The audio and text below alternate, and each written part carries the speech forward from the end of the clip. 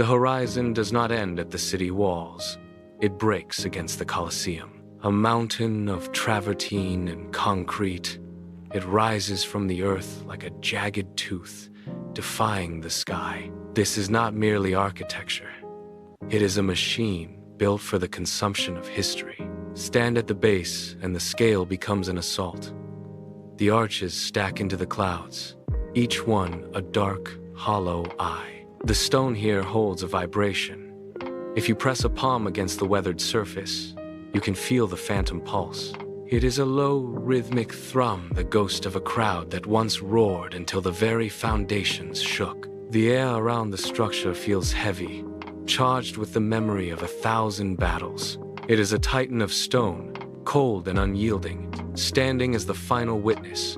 Every shadow cast is a reminder of power. Below the sun-drenched tiers, the world narrows. The light dies in the labyrinthine tunnels that snake beneath the arena floor. Here, the air is thick with the smell of damp earth, sweat, and the metallic tang of sharpening steel. This is the crucible. Men move in the gloom, their forms barely visible against the rough-hewn walls. Every movement is deliberate, a slow-motion rehearsal of violence. A blade scrapes against a whetstone, a sound that cuts through the low murmur of the dark.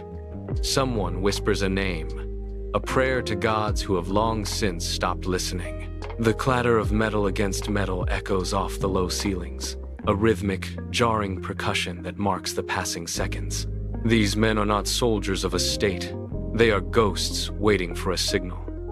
They check their grips, testing the weight of iron in their palms, their knuckles white with the strain of anticipation. There is no talk of glory here.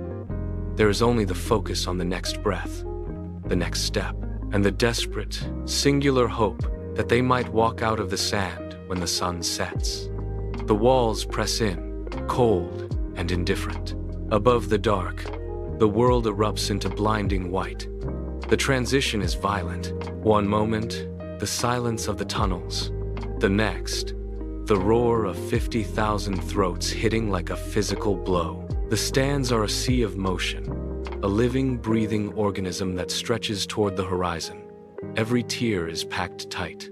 Citizens press shoulder to shoulder, their faces blurred into a single, hungry expression of anticipation. The air here vibrates with a different kind of intensity, not the cold grit of the earth, but the hot, frantic pulse of the mob.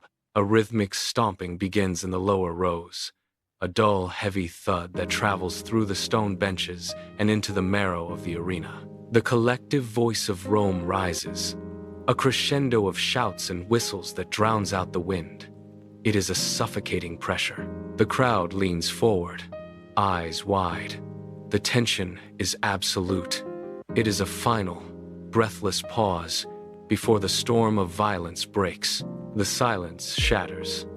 Steel bites into steel with a high, piercing ring that cuts through the stadium. The first strike is a blur of motion, a heavy blade parried by a shield, the impact vibrating through the sand. They move in a tight, lethal circle. Every step kicks up a fine, choking dust. A feint to the left, a sharp pivot, then a lunging thrust that whistles past a throat. The crowd erupts. It is not a cheer, but a primal, guttural roar that shakes the very foundations of the stone walls. One fighter stumbles, his heel catching in the loose, blood-stained grit. He drops to one knee, exposed, his breath coming in ragged, desperate gasps. His opponent does not hesitate. A heavy blow descends, but the fallen man rolls, his shoulder slamming into the sand as the blade bites deep into the earth. He surges upright, his own weapon flashing in a desperate, wide arc. The blades lock, hilt to hilt, faces inches apart, sweat and grime masking every expression. They strain against each other, muscles corded and trembling, while the arena above becomes a swirling vortex of sound. They break apart, panting, circling again. The roar dies. It does not fade. It simply ceases, replaced by the thin, hollow whistle of wind through jagged stone. The arena is empty.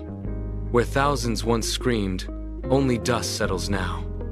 The tiers are broken. teeth of rock biting into the sky. Time has done what no enemy could, grinding the grand design into weathered, silent ruins.